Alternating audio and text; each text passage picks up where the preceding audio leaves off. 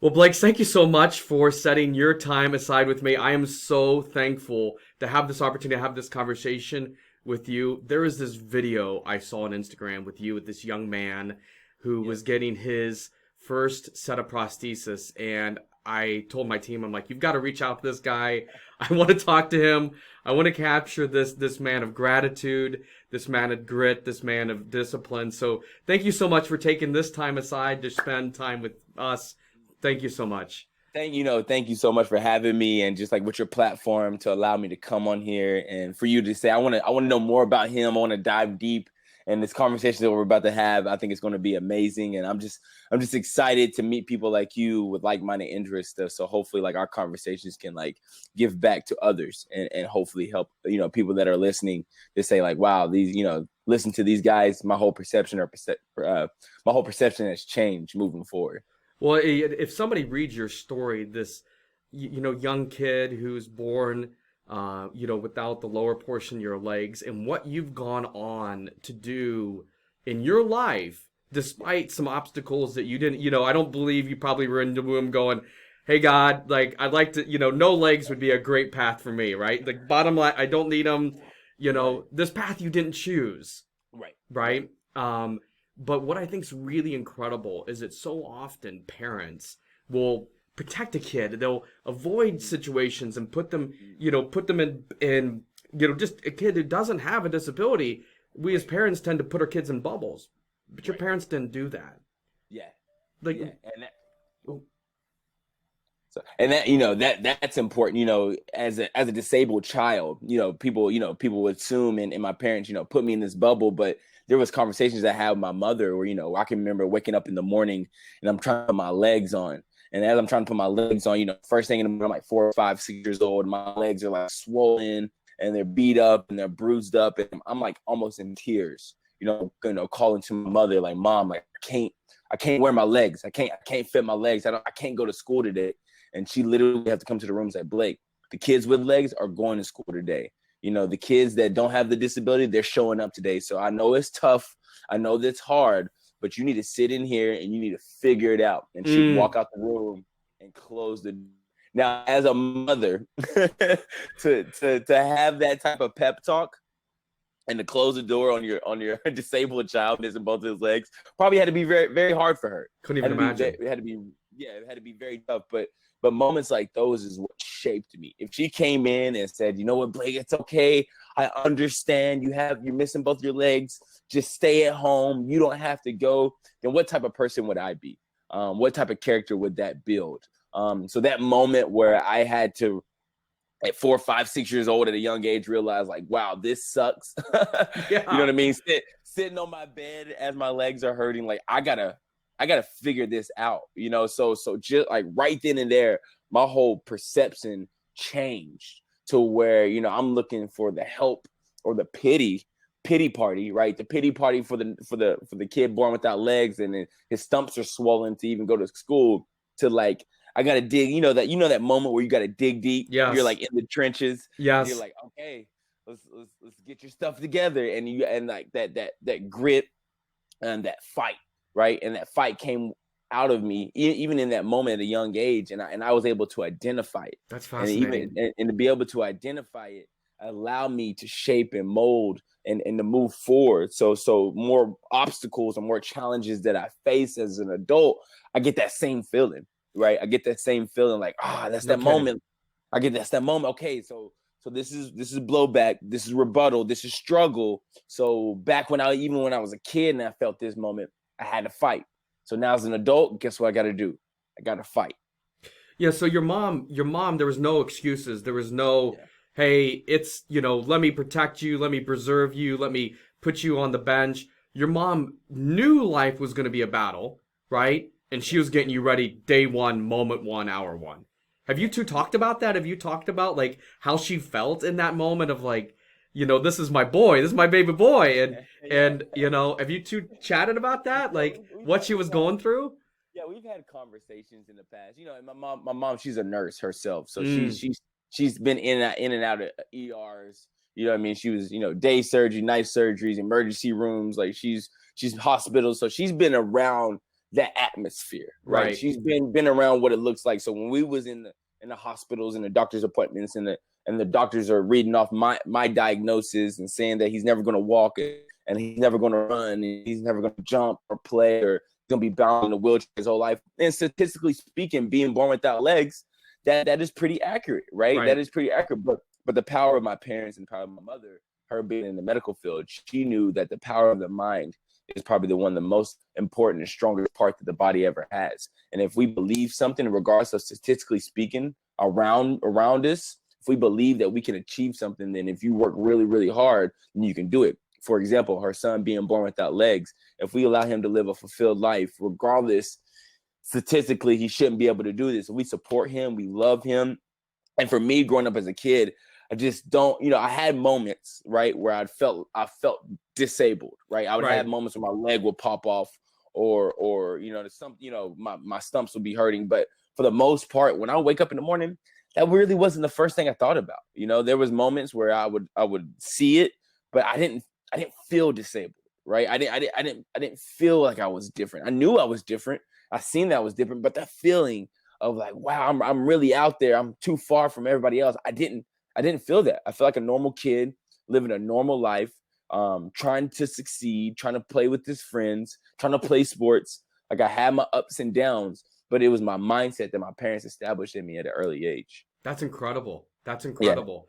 And the intentionality that took. I mean, like mindset's the big conversation now, right? You can't go anywhere without hearing somebody talking about you got to have a positive mindset. You got to have the grit. You got to have the 5 a.m. club. It's everywhere, right?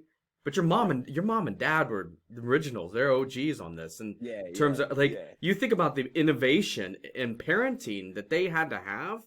Nobody was telling them that. They weren't on Instagram hearing from some influencer saying, "Hey, that they understood that the strongest thing that they can build in you was that the strong mind can make up for a body that wasn't built, with everything the way it traditionally is."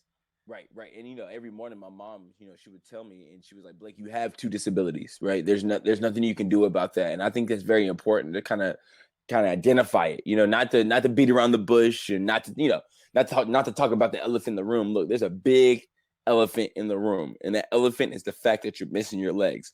But the beautiful part about it is that's only two disabilities, missing both legs. And she always tell me you have 1,000 other abilities that make you a special person. You have 1,000 other abilities that allow you to wake up each and every day to go fight, to be the best human being that you possibly could be. So by her just putting that on me, right, from the morning time, I'm not really focusing on my disabilities. I'm kind of focused on, okay, yes, I have two disabilities. I know what they are. But she said 1,000 other abilities? Like, wow, what could that be? Oh, I could, and that gets me going. And it gets me thinking.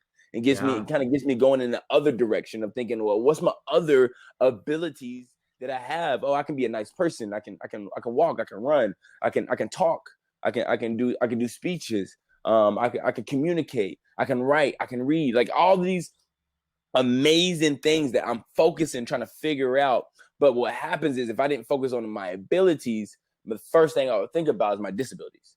And if I'm thinking about my disabilities, then I'm thinking about what I cannot do with my disabilities and the hindrance that it brings on me. So and then I'm going down this rabbit hole of oh, woe is me, or oh, this isn't fair, or I wish I can do that. And I tell people, if I wake up in the morning and pour me a cup of coffee around this time, right? Around this time, first thing in the morning, right? And say it was just me and you, we just started complaining. Yeah. Right. About how hard, life is, or how unfair this situation, the fact that I was born without legs and oh, woe is me. And this is wrong. And that's wrong. Right. For 12 hours from now, when the sun is going back down, I'll probably still be here complaining. Yeah. I'll still be here, playing my little violin, just like, playing it nice and slow and rightfully so. People like, I understand. But who have I helped? Like, what have I got done? What have I succeeded? You know what I mean? What have I given back? And the answer to that is nothing. So I come to the conclusion is to sit here and to complain about my situation. Nobody wins. So I choose the latter, wake up every day, acknowledge my situation, put my legs on, and go fight. I choose the latter to wake up each and every day, find my blades, go to the, for me, to be the fastest man in the world. I choose the opposite. I choose to go put good energy out into the universe and go to be the best possible human being I possibly could be. That's incredible. I love everything you said. And not only do I love it, but the fact that so often we want to say, well, I'm fine, I'm fine, I'm fine, right? And we want to mask over the fact that sometimes we aren't fine. There's people out there right now that it's not their legs, it's something else that's their disability. It may be their mind that's their disability, right? They didn't have a mother who's feeding positivity, feeding strength, feeding courage, and they gotta fix that quitting mind, right? Not everybody had a mother who was incredible like that, right? One of the things I think is incredible with you, many, many things, but one of the things is that you grew up in East Tennessee, right? Right. Being African American, you're a minority just being an African American, being a black man. But then we take, we remove your legs from the knees down, and you're the only guy around. And in your mind, you're always like, I can be an athlete. It's sad that if you can see it, you can believe it. Who's the first person? Who was your first role model? Your first person you went, you know what? Not only can I be normal, right? But I can also be extraordinary. Right. Who set that model for you? For me, I take it back and I look for somebody that I can relate my life to, right? I look to somebody I can identify with. And for me, my identification was prosthetics, right? So I'm the only kid in the league that's wearing prosthetic legs. I'm the only kid, in town that's walking on two, limbs, prosthetic limbs. So I'm trying to find somebody or something that I can identify with or relate to. Then lo and behold, Bo Jackson comes along, right? And we all knew Bo Jackson as the super athlete, leading rush yards in the NFL, played baseball, amazing athlete, the Bo Knows campaign, like all this stuff, right? Like that, just like around that time for me was just huge. Boom, he gets hurt, he gets hit, he gets hurt. They thought his career was over, and they actually filmed and recorded his comeback, right, of his prosthetic hip. He got a full recovery prosthetic hip and ended up coming back to the MLB and playing for a couple years. Yes. Now for me, even though he had a prosthetic hip and I had a prosthetic leg, for me as a kid, I just heard prosthetic. And for me, I just heard that he battled back and they counted him out and he made it back to the MLB. So when I was like 4 or 5 years old playing T-ball, I was like, call me Bo. Like I'm going to be the next Bo Jackson. I love it. There's even times, on my T-ball team, I didn't tell people to call me Blake. I had Bo with parentheses as my nickname on the back of my jersey. Oh, and I love everything about that. And I would just channel my inner, and I watch on VHS. I used to watch my favorite part when he got hit. You know what I mean? Because they slow mode it and they talked about it. And then next thing he was in a hospital and they just talked about the grit and the grind of the comeback. And for me, most people would be like, oh my God, like we never knew how great Bo Jackson would have been, right? His career was wasted. But I'm looking at it and looking at like, look how he fought. And if Bo didn't fight, it wouldn't give me hope and inspiration to know if he didn't go through his tragedy, his struggle to come back on the other side. It wouldn't give me the hope to keep moving forward, knowing there was somebody else out there like me. Granted, when I was about 6 or 7 years old, I got to meet Bo Jackson. Did you really? Yeah, he came to Knoxville, Tennessee for an event, and my grandmother and my aunt wrote a letter to him. He was like, I got to meet Blake. We drove up. I went to the back room. He signed all my autographs, me and my brother's autographs, took pictures with us. And for me to be able to touch him, to meet him, to feel like family, right? It's just like, that just changed my whole mindset. Like, wow, it can be done. Like it is possible. And I know the power of to be able to see it. So that's why it was very important for me to be part of that moment with the little boy of the last video that went just viral, because even though he was 2 years old, he'll remember that moment. He'll remember what it looked like, what it felt like. Me walking in my Olympic running prosthetic legs that everybody was just so amazed to see, and the medals and him taking that moment a step by step and being able to touch that. That's important. That's important. That's extremely important. And it saved my life And I'm glad that now I'm in a position to where hopefully I can save other people's life by just being there. Nothing more, nothing less. Just being present in the moment and being the best possible human being that I possibly could be. And by doing that, it just hopefully it's just like a cycle effect. It just keeps going and keeps going and keeps going. That's so cool. And you know what I think was really incredible, right? Is that in Viktor Frankl's book, Man in Search of Meaning, he talks about what helped those individuals who survived the Holocaust in those concentration camps, what that was, those men and women who made it out on the back end, like with their mental faculties. And one of the key elements is they had purpose or a person. There was a purpose in what they're doing. There was a person connected to those purposes, that they were living for somebody. It was an external job. There was this bigger calling to their life. And what I hear you say is that, I'm sure like any athlete, right? And then we add the challenges of prosthesis to your world, but any athlete wakes up and they have that day that they don't want to train. They have that day where things just don't, it hurts, the body hurts. Like beyond, how does this purpose, this bigger intentionality in your life help you navigate those days you just don't want to get up and get after it? Yeah. I go back to my why. Why am I doing this? And for me, as an Olympic athlete, Olympics come every 4 years.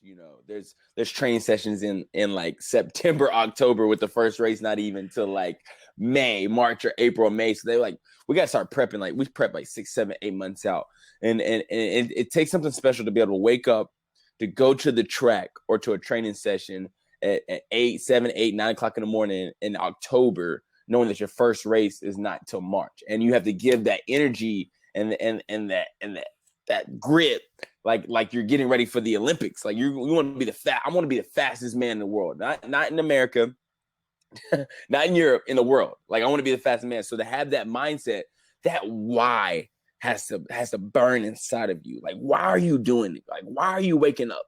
Like why are you fighting? Like why is it so important to you? And for me, it's important to me to get on the Olympic stage to inspire other people. I think about the disabled child that I met in Oklahoma, or the disabled child that's in Africa or China or wherever it is in America that's being discriminated against, that's being told no because you're disabled, that you're not allowed to join the group, or you're not allowed to play sports, or you're not allowed, there's no way you can be the best in the world. And I think about the times I was discriminated against and was told no. So I know the power. If I could become one of the fastest men in the world, if I can get to the Olympic Games, win a medal, I can get on that medal stand and look at every disabled child and say, look at my life.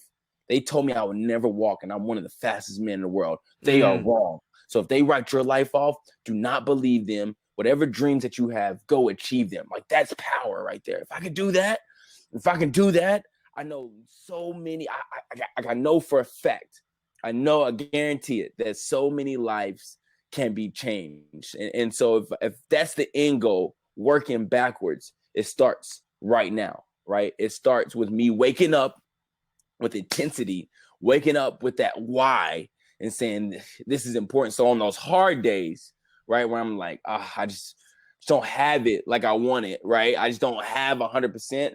That I think about that, and it like reignites that fire inside of me, and it reminds me why this is so important. It has nothing, and it has nothing to do with the fame. It has nothing to do with, you know what I mean. Nothing with the medals are fine, and the endorsements are cool, and being on TV is great. But it's that moment of inspiration that I could potentially give to the next human being. Yeah, it's never getting you through it. It's never getting you through it. For my ultra marathon, I would do 26 miles on a Friday, get up and run 13, 14, 15, 16 the next day, right? And the legs are tired. Like you go run a marathon plus, get up and run, half a marathon or more the next day. Your legs, when you get up that Saturday morning, are toast, right? I couldn't even imagine what it feels like to have a prosthesis involved in it. And I used to describe it, right? Friday was for my body. Saturday was for my mind, right? Like I knew Saturday had nothing to do with my body. It had everything that I knew I was going to hurt. I knew it was going to suck. I knew I was going to suffer. I knew it was going to be uncomfortable. I knew I was going to want to quit at some point during that 17-mile run, that 8, whatever it was on Saturday.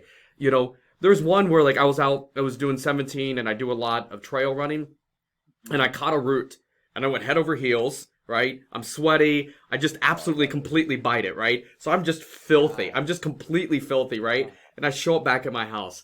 I have to send you this video. I did a 10-mile run in just an absolute thunderstorm. It was just pouring down crazy, like destroyed my AirPods. And like all those runs, every time I was doing one, it was like I'm putting this in the bank. I'm putting this in the bank, right? It sounds like you go through the same process where when you know the moment's gonna suffer, when you know your body is gonna say no, you're putting that deposit in your mental strength that you're gonna go pull out when you need it the most. Yep. And that's the thing too. That's what I realized. We kind of identified at the beginning. It's a mental game. Like physically, yes, it's good to be in shape, right? Physically, yes, you need to eat right, right? You need to be consistent and go through that process. Physically, yes, you need to show up and train as hard as you want to train. But if you're not there if you're not there mentally, if you don't have that conviction of saying like, this is what I'm gonna do. It's gonna suck. It's gonna hurt. I'm gonna feel the pain, but I need to get comfortable with being uncomfortable, right? I need to get to a place where being uncomfortable, being in pain, and being hurting, and it's sucking is okay because I know what the end result is, and that go back to your why. If you're doing it for yourself, the first time you hit blowback or rebuttal, only thing you have to do is check with yourself. It's like, do we really want to do this? and then your mind starts playing tricks on you. It's like, nah. Honestly, it's not that important. You know what I mean? Like, it's just for you. Nobody else is out here. Nobody else cares. Let's just quit. Then you're done. Then you look up. Then you're back home. You didn't even finish the run. Then you really feel like crap, right? By the 100%. time you get, but if it's bigger than you, when you have that moment of saying, do we really want to do this? And you go back mentally and say, man, this is important, right? This is important because of A, B, C, and D. Let's finish this. And when you finish that mission, that workout in the rain, or you finish that session, and the days where I have the good days, that's easy.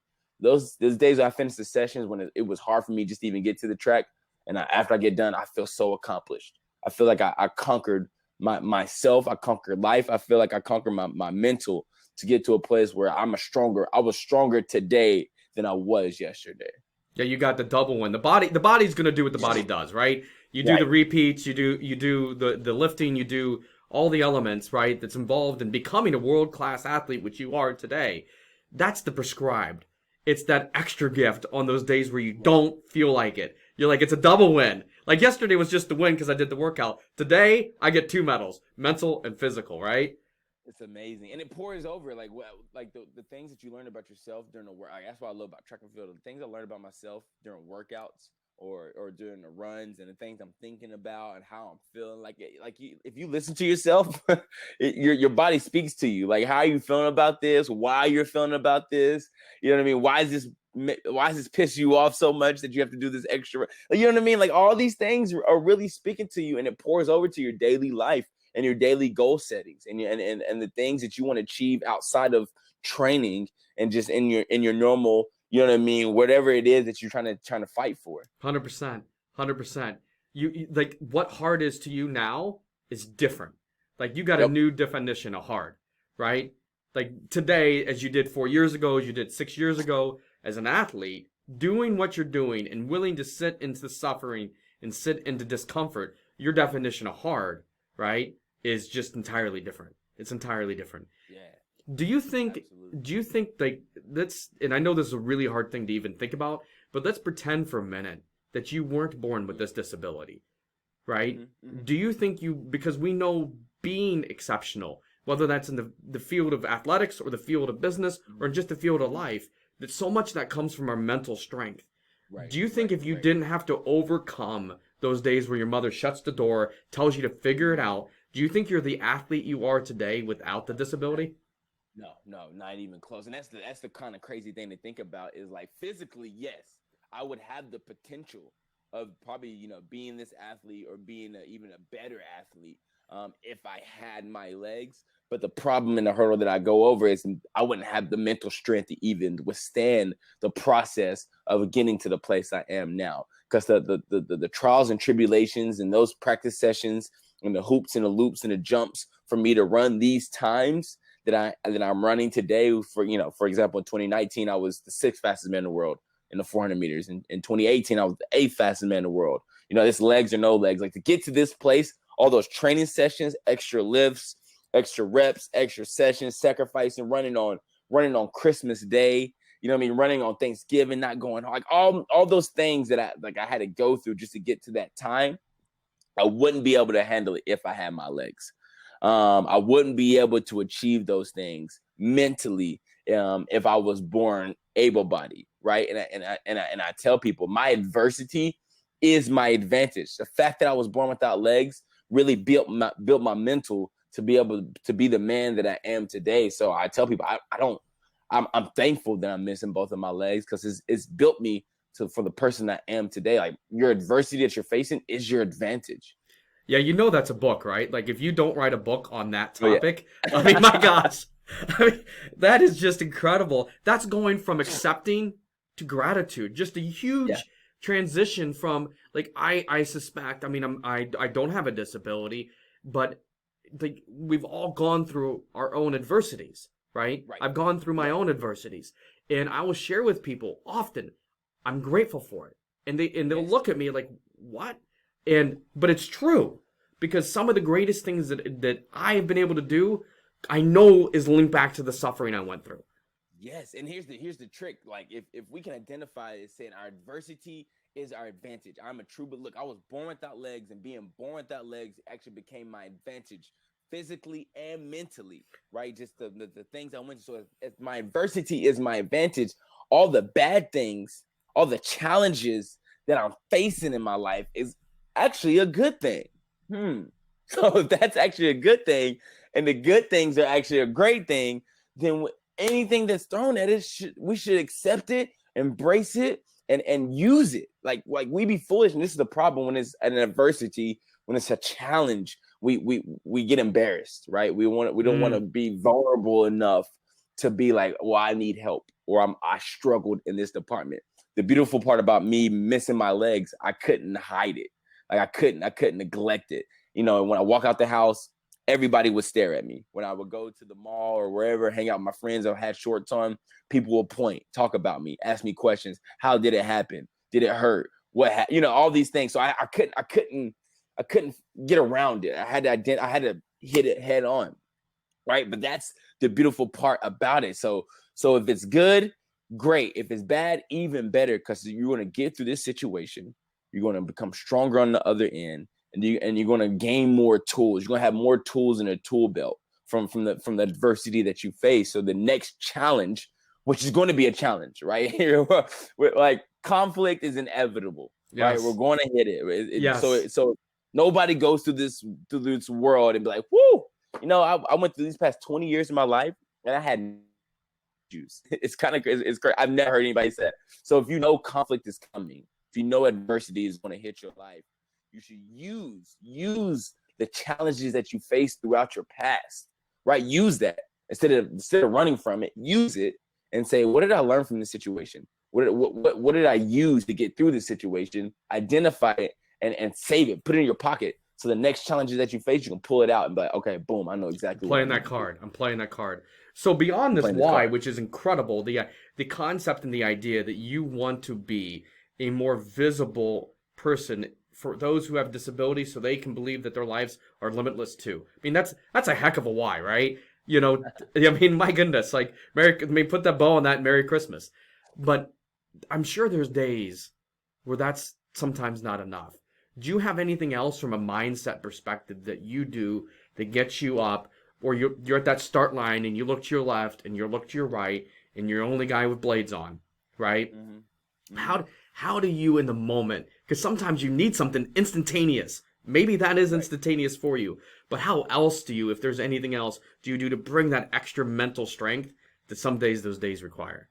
Yeah. For those days, I think about I write a gratitude list. I write a 2-part gratitude list. I have the right pen and paper, right, where I physically have to write gratitude list and just write all the things, physically write all the things that I'm thankful for, all the things that I shouldn't be doing, all the things I'm just so, like, being born without legs, I shouldn't be walking, I shouldn't be running, I shouldn't have these prosthetic legs. I shouldn't be able to qualify for the Olympics. Like all these things I shouldn't be able to do, and I'm living. I'm a father. I'm this. I have all these amazing things that's happening in my life. It makes me be so thankful, right? And I'm in this place of gratitude. So then I keep that in my bank, in my mental bank. So I'm on a starting line, and I'm kind of feeling down and out, or don't feel like I have enough. And I'm looking to the guy to my left, and he has his legs. I look to the guy to my right, and he has his legs, and he's one of the fastest men in the world. And I think he's going to beat me. I go back to my gratitude list. Like, look, like, you're not even supposed to be here right now. Like, you're not even supposed to be doing this. You're not thankful. You're not thankful that you should be in this moment. And I think about when times I went to Haiti, and after the earthquake back in like 2011, 2010, and all those amputees who didn't even have access to prosthetic legs, who seen my legs and just was like, oh my gosh, one day I wish I could wear legs like this, or one day I wish I could run like you. I think about moments like those, and I feel like if I get in my head and if I quit, you know what I mean? If I get in my head and I stop, or I don't give 120%, that'd be very selfish of me. That'd be extremely selfish, because these opportunities that I have, these prosthetic legs that I'm using, don't go to everybody. Right? Not everybody, not every disabled person will have a chance like this. So if I take advantage, if I don't take advantage of this situation, give 120%, then I consider myself selfish. Right? I put it back on myself. So the bare minimum, at least what I can do is give it my all. Is give everything that I possibly can do in the moment. So I can just be thankful. And that's a sign of gratitude for myself and to the universe and to life, saying that, hey, this is who I'm giving myself. And I don't know what the outcome is going to be, but I just know that I'm giving 120%. Yeah, I couldn't agree with you more. Like, to me, I think one of the biggest like insults we can make with our gifts is to not use them, right? It's like, here you are sitting here with all these tools, all these resources, all these capabilities right there, right? And you don't do anything with it, right? Don't do nothing with it. And there's people would do anything just to be able to be in the same room, let alone have access to the same resources. Like, go ahead. Yeah, no, I'm saying, and it trickles down, just to kind of piggyback. It trickles down to perception, how you perceive your life, and and the perspective that you have on your life, and your talents, and your abilities, and to it, just excuses. At the end of the day, it's excuses. And I know life is tough. I know life is hard. You know what I mean? I know it's rough. I know you've been beat up, and I know it's been, you know what I mean, rough, but you got to get up, and you got to say no excuses. When you make that decision and say, you know what, it's going to suck. It's going to be rough, but I got to get it. I got to figure this out. Like, once you make that decision personally, 100%, then the doors fall down. Yeah. And furthermore, like, candidly, it's, what did you believe this was supposed to be like? Did you think this was supposed to be like a big ice cream party every single day? We just, hey, what flavor Rocky Road? What kind of, do you want vanilla? Do you want chai? Like, legitimately, what did you think this journey was like? And when you reflect, like, when you talk about any person I've ever spoken to who's accomplished incredible things like yourself, they reference these really challenging moments in their life, and they say, in absence of that, I wouldn't be where I am. They don't look back and say, you know what, the defining moment of my life was this time that I had an ice cream sundae with my grandmother. Like, that's never it. It's never, ever it. Ever. Right? And so that ability to recognize the gift of the adversity, that my adversity is my advantage. That is, I want to get that on a t-shirt, right? Yeah. Is the recognition. The recognition is that the gifts in life, the most beautiful things in our life come from the hardest things that we experience.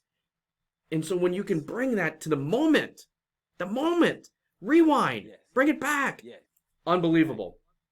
That's so cool. It's crazy. And that's why I tell people, that's why I'm thankful that I was born without legs, because being born without legs taught me that this happiness, this joy, right? This feeling of feeling, feeling great. Like, when I'm on the track and I have my legs on and I'm out there just running reps and rounds, and that feeling that we get, like, when you're out there training, like, it doesn't come easy. It's not just handed to you. Those feelings, those moments are just not, like you said, just like on a platter. Like, here you go, sir. Like, you can have this. It feels great. Like, you have to work for those. Like you have to do the work.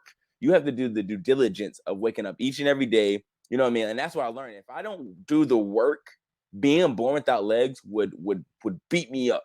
if I didn't do the work, you know what I mean? The fact that I was born and have to wear prosthetic legs every day, I would win over me every single day. But by the stares, the laughs, the points, the physical pain, the discomfort, like all those things that I have to go through on a daily basis, even as a kid. This was before I was even a runner, right? The things that I have to go through, that if I didn't, you know, build myself up, speak life, you know, speak greatness into my life. Now, you know, watch my YouTube videos, do my reading, do my writing.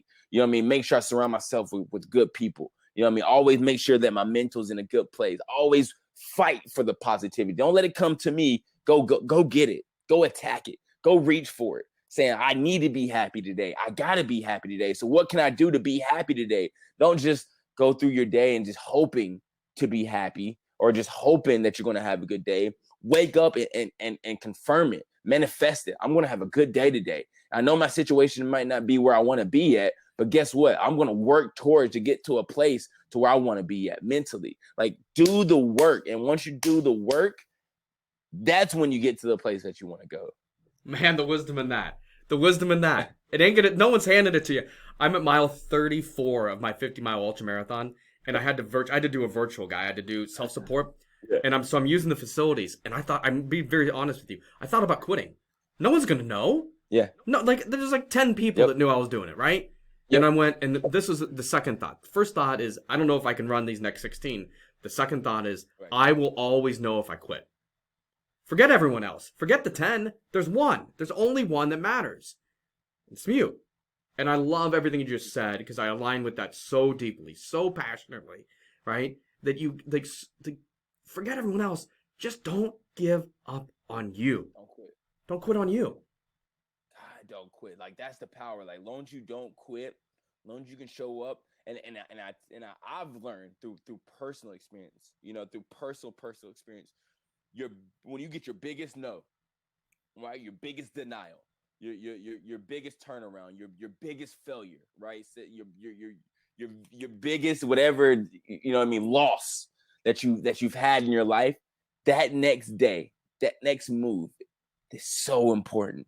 What you do, if you go home and go hide and sit under the bed or under the covers and don't come out the house for weeks, or you go back and never try it again, then that situation, that moment has won. It beat you. You're done. But if you wake up the next day with fire under you and say, you know what, this was tough, but I'm gonna show up and I'm gonna give. Like, if you could just figure out how to show up that next day after you took your biggest L and give 125% or 120% or 100% like you did the weeks leading up to it, and without knowing that you're going to lose or fail or not accomplish it. And that happens. You took a hard L, but the next day you show up and you were like, yes, I took an L, but guess what? I'm going to keep fighting. Oh my gosh. The amount of doors and amount of things that can switch and like miraculously would Game changing. It's game changing. It's a game changer. It's a game changer. Anticipate it, identify it. You know what I mean? Go for your dreams, shoot for your dreams. But the moment that you feel blowback or rebuttal, that should be a light bulb for you, saying, dang, I failed in that moment. I took an L in that moment. I didn't succeed in that moment. Okay, the next day I got to show up. It's a personal thing. Nobody has to be there. You know what I mean? No cameras, nobody has to record it. It's like you said, it's you versus yourself showing up and letting the moment know that you're bigger and you're better than that one moment. So you became a daddy last year, right?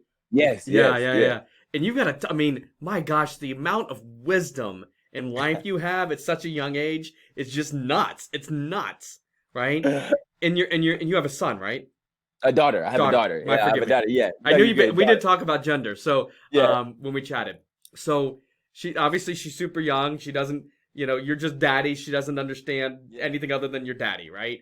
And she's probably cooing and smiling at you and all those things. Yep. But let's pretend for one moment that you had this this little thing you can plant in their mind, right? Just Mhm. maybe it's in the cereal or whatever, and then it's a lesson, it's a bit of wisdom that's with her Yeah. from day one, moment one, when she begins Yeah. to realize the world she's in. What one lesson of wisdom do you hope that your daughter will carry forth her whole life that you've learned maybe the hard way? Yeah, so the one thing, I would, because I'm gonna use my life in an example, and I'm be like, they say I'm disabled because I'm missing my legs. But the one wisdom that I would tell her is that the only true disability in life is a bad attitude, Mm. right? And they look at me, and I'm gonna tell her, look at me. They say I'm disabled because physically what I'm missing, but mentally there's more disabled people out there because they don't believe in their self. They have a bad attitude on life. They have a bad attitude on other people, and they'll never achieve their dreams. And the one thing I want her to believe and to know is to be a dream. Like nothing is too small.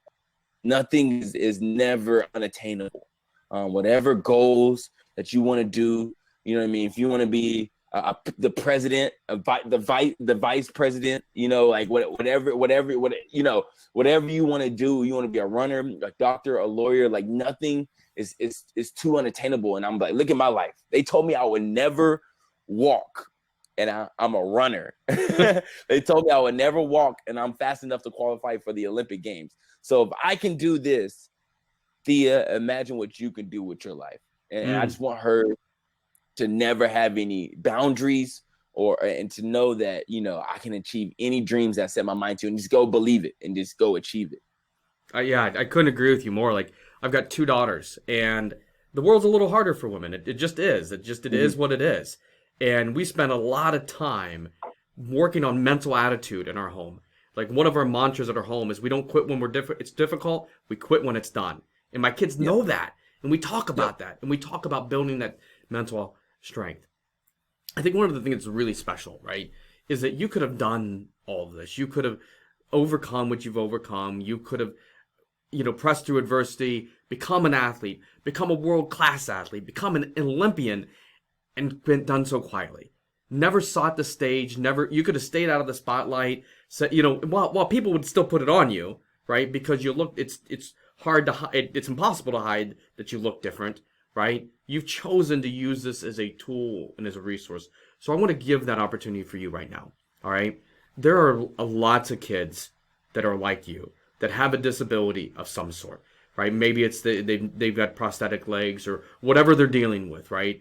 That they are a little bit different than everyone else in their classroom, and they've got to deal with that every single day. Let's pretend for a moment that I had the ability. I've got this microphone I've got here to the side is magical, Mm-hmm. right? And every child with the disability can hear your words right now. What message would you send to them, to those children, about your life and what you've learned that you believe would be impactful and meaningful to them? Yeah, and this is a valuable lesson I wish I could have told my younger self. When I was their age, elementary school, middle school, high school, and being disabled, being the only disabled, kid in the school, feeling different. I could just remember at that age, she wanted to fit in. God, I just wanted to fit in so bad. I can remember just want to wear pants. You know what I mean? To class every day, so people wouldn't ask me questions, just so I can fit in or wear certain clothes, or just I would have moments where I wish I could just like go a whole day without people not knowing that I was missing my legs. I can just be part of the group, right? This whole time, especially as a kid, right? You have this urge, just feeling like being different sucks. Being unique is just horrible. Like I get pointed at, get laughed at, whatever. Like I'm always standing out, right? But as an adult, I tell kids, as an adult, which you guys want to be an adult eventually. If you want to succeed, if you want to be that CEO or on TV, that actor or the actress or a world class performer or whatever it is, right? And all the people that you see that's being very, very successful, the reason why they became successful because they was different. Mm. Man, I wish I would have known that. I really, because when you go when you go for your job interviews and you're applying, you have all your credentials, you go sit there and they ask you, okay, so what makes you different than everybody else? And if you've been chasing that crowd of trying to be the same, if you've been chasing that your whole life, of trying to just to fit in, you'll never build those characteristics to be able to stand out. Because at some point, you're at a level where everybody's the same. Everybody has the talents. Everybody's good. And you're going to have to do something that makes you different, embrace it, to use it, and to separate yourself from everybody else. And that's how you get identified, to be unique, special, and to be on that platform to take it to the next level. But if you never embraced it, if you never learned how to use it and never how to work on it, then you'll just always be the same. And it might be cool now, but when you get an adult, nobody wants to be the same. Nobody just wants to be part of the group. You want to separate yourself from everybody else. Like, being different is an amazing, and that's actually a talent. So I'll tell the kids to use it. Use your talents. Love it. I love it. No, you're right. I mean, it's like we all want to just blend in, in the back of the crowd, and the gift is saying, okay, what makes me me? What is it that makes Blake? What is it that makes Kyle? What makes it make Tyrone and Susie? What makes these people different, right? And because those are the gift. That's what God gave you, right? That's the separator, right? And how do you use that gift in a way to serve others? So powerful. So powerful. But the hard part is that self-inventory of identifying, you know what I mean, the what people would assume is a negative, like the fact that I had to go back and identify and say, look, I'm missing my legs. Yes, it's tough, but how can you use that? You to go back and look at your life, look at your situation, to look at your disability, whatever it is, physically or mentally, and take control over it, take responsibility over your disability, and say, I'm gonna use this. This is something that man or the universe meant for me to be negative, and I'm gonna switch it, and I'm gonna turn around for something positive, and not only do that, but I'm gonna give back to other individuals and help through my life lessons that I learned through my situation. Powerful. Well, I want to be respectful of your time. I've got 2 more questions for you, and then we'll let you get out to your training. I know you got a big workout. So you've had to battle just to be on the field, just to be able to play, just to be able to, I mean, you've had to face so much adversity just to get a shot. If you wrote the rules, right? If you'd made all the decisions, what does the world look like for disabled athletes like you? What does that play like for you? I'm giving you the pen. I'm giving you the pen, right? You make the rule book. What's it look like now? I get the right. You get the rule book. I get the rule. If I get the rule book, then I would let any and every disabled athlete compete at any level. I think it's been tough for me trying to compete. I run Paralympics, trying to cross over to Olympics. I faced a little blowback trying to cross over to Olympics because I'm not only just competing, barely winning, barely making it. Like I'm winning, and I'm winning races. I'm making the Olympic teams, and I noticed that when I was taking 12th or 15th, or I'll go to a race and maybe take second to last. Oh man, I would like the biggest round of applause and a pat on the back, and like, wow, that's amazing that he would have the strength to come out and run against able-bodied athletes. Like, God bless him. Like, that's so amazing. People would feel great about the situation, about the moment, right? But flip it, reverse it. When I would go to races and I would blow everybody out the water, this is some of the fastest. So I went to Czech Republic, Prague, and I beat their national record holder by a whole second, and at that distance, that's an eternity. Yeah, that's an eternity. And this is their fastest runner that they have, their national record holder. People didn't feel this. I didn't get the same claps or the same applaud or the pat on the back. That's when people started questioning. It's like, whoa. We didn't expect him to do that. We didn't. There's no way he could do that, because if I was missing my legs, I can't fathom that. I couldn't do that. So if he's doing that, then he got to be cheating. It has to be. And that's when it became an unfair advantage. So my issue in the rule books and what I've seen, the message that's being sent is, if you're disabled and, in regards to sports, if you want to participate, that's fine, right? That's great. We will work on including you to allow you to participate. If you want to win, you want to beat us, You want to be the best? Whoa, no, no, no, now, that's not allowed. So the rules that I would write, and it really is the rules and a message to the disabled community, to the disabled sports. Like we're the best in the world. We're some of the best athletes in the world to overcome our disability, to show up to the fields, to the tracks, to the courts, and still find the talents and the abilities to put the ball in the hoop from a wheelchair, to hit a tennis racket and spin the wheel around. You know what I mean? To be a blind judo you know what I mean? To do blind long jump, or to run on prosthetic legs. Like, you are a superhuman ability, and you are actually better than the best able-bodied person. But we just got to believe it. We just got to just have that conviction that it possibly can happen. So I would just write the rule book I would line it up. I would get the best disabled person in each sport, and then I would get the best able person in each sport, and I would let them compete. I would let them go at it. I would let them go at it back and forth, to show, even if they do lose, even though that disabled person does lose, they at least get to see how close they really were from winning. And they have the eye open moment, like, whoa, I didn't even realize. I just thought that I was just, I'm just thankful just to be out here. I just thought he was so far. Like, nah, it's very attainable. It's very attainable. I love that. Let people see it. Let people see it. I think Let 'em see it. I shared Let 'em with you see I it. ran for a foundation down in Atlanta in March for the Cal Peace Foundation. I pushed this little girl with Mhm. cerebral palsy, right?